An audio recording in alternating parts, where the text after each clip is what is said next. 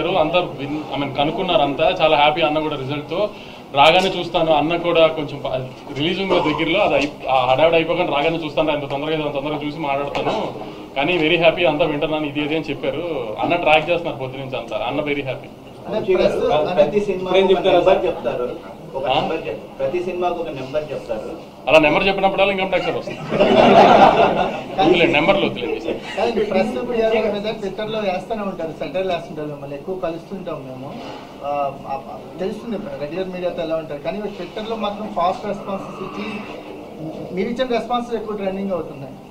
ఇప్పుడు మన సినిమాని మనం కాపాడుకోవాలి కదా, మన ప్రాపర్టీ కదా, నువ్వు నాస్తికోకుండా కంచేస్తావు కదా, అలా నేను కంచేయాలి కదా, అంతే, తప్పదు కదా నాకు.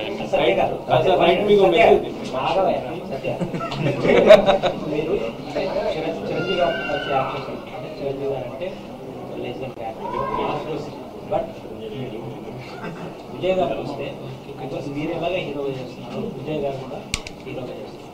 సో ఒక హీరోతో పాటు హీరోగా చేస్తున్న మీరు ఈ పాత్ర చేస్తున్నారు, మీరు స్టేట్ ఆఫ్ అంటే ఈ పాత్రని మీరు ఆయన కూడా పెద్ద పర్ఫార్మర్ ఛాలెంజింగ్ ఇది యాక్సెప్ట్ చేసినప్పుడు మీరు ఎలా చూస్తున్నారు, సినిమా మీద మీరు చూస్తున్నప్పుడు ఎలా ఉంది?